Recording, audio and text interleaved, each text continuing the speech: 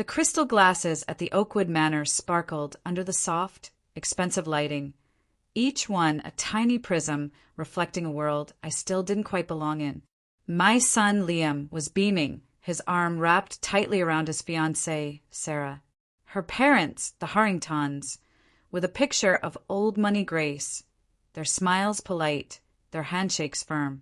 I was proud, so deeply proud, but a nervous knot had been tightening in my stomach all evening. Then it was time for the speeches. Sarah's father gave a warm, witty toast. Then Liam stood up, clearing his throat, a confident smile playing on his lips. He tapped his fork against his glass. "I just want to say a few words," he began, his voice smooth. "I am the luckiest man in the world to be marrying Sarah, and I want to thank Mr. and Mrs. Harrington for welcoming me into your family. You've shown me a world of refinement." He paused, letting the word hang in the air. "You see, my upbringing was a little different.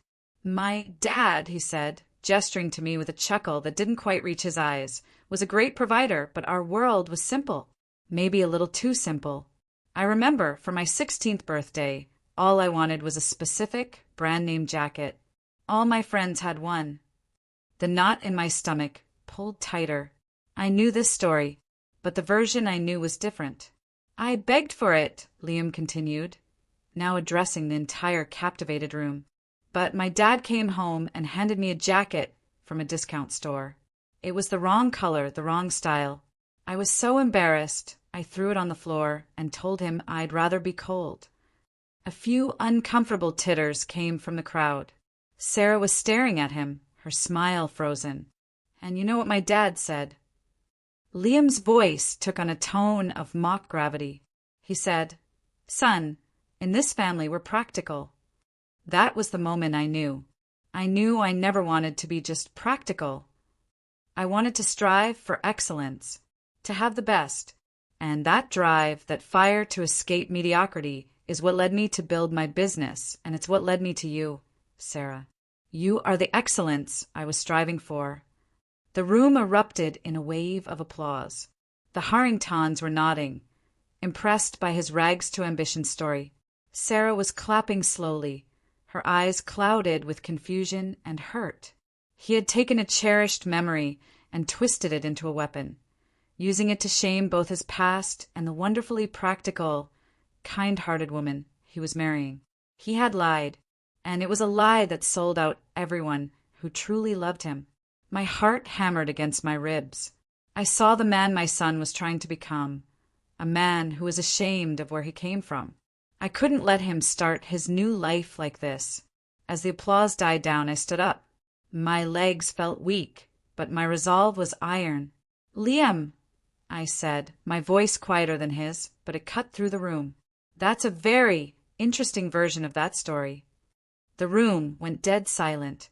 All eyes swiveled to me. Liam's face was a mask of panic.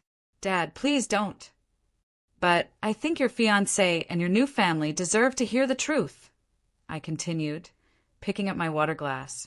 "The truth is you did want that jacket, and I did come home with a different one, but it wasn't from a discount store." I looked at Sarah, speaking directly to her. I had saved for months to get him the exact one he wanted. But on my way to the mall that day, I saw a news story. A fire had torn through a family's apartment in our old neighborhood. They lost everything. There was a fundraiser, and I saw a boy about Liam's age, standing in the cold in nothing but a t-shirt. I could feel the room hanging on every word. "So I went into the store," I said, my voice thickening. "I bought 2 jackets. I gave the expensive, brand-name one to the boy who had just lost his home. And I brought the other one, a good, warm, practical jacket, home for my son. When you threw it on the floor, Liam, I didn't say we were practical. I said, 'Son, in this family we are kind. And sometimes kindness means keeping someone else from being cold.'" The silence in the room was profound. I saw Mrs. Harrington bring a napkin to her eye. Sarah was looking at me, her eyes wide and glistening with tears. I turned to my son. "I am so proud of the successful man you are, Liam. but I will not let you be ashamed of the kind family you come from. A marriage built on pretending to be something you're not will never be warm. It will never be a home. I raised my glass, my hand steady now.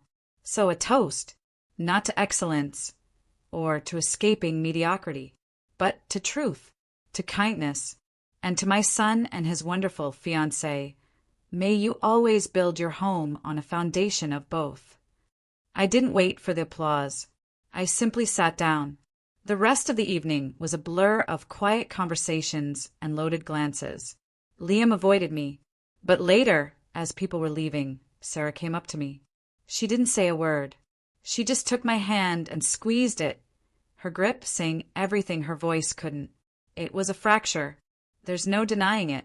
But sometimes a bone has to be broken to be set right. And as I drove home alone, I knew, for the first time all night, that I had done the right thing. I had chosen to be his father, not his fan. And I could only hope that one day he would understand why.